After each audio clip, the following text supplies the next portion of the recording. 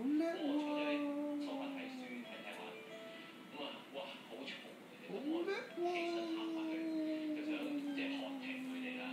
咁但係喺我喝停佢嗰剎那咧，咁突然之間阿伯，有一日咧，好叻喎！再噏。撞到釋迦牟尼，咁咧哎呀，就想刁難下釋迦牟尼，咁啊咁啱隔離有啲人一齊寫嘅，即係鹿就嚟死啦。咁佢問釋迦牟尼，喂，隻鹿就嚟死啦，你估佢生命將去邊度啦？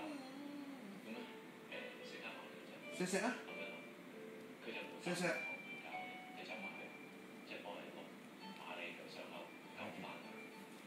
呢度好叻喎！好叻喎！好叻！即刻馬龍選擇咗慈悲，佢冇同嗰個教咁佢呢個哎呀！冇事，咁我哋同佢講，好叻喎！都好叻喎！你腳打咗喎，好叻喎！佢係為打咗先講。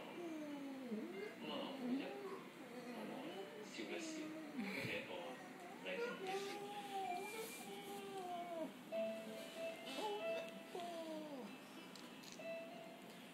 細佬，咁我之後同我佢關係細佬，咁啊，佢感覺佢尊重細佬，多咗好多。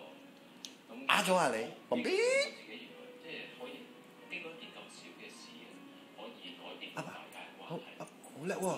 其實我覺得好叻喎！屋企人之間嘅關係好多時會俾一啲小事嘅爭拗咧，大家會僵持不下，咁啊大家傷害到感情。其實我覺得小事嘅爭拗對我嚟講一啲都唔重要，而大家嘅關係好完好先係最緊要。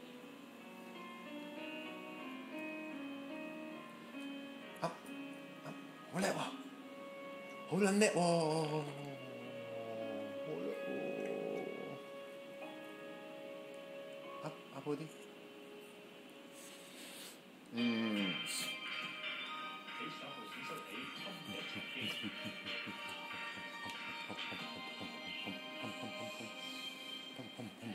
好啦，噏，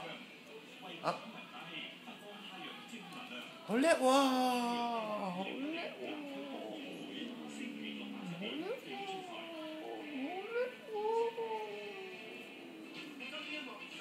冧唔冧啊佢個樣？嚇？唔係好冧。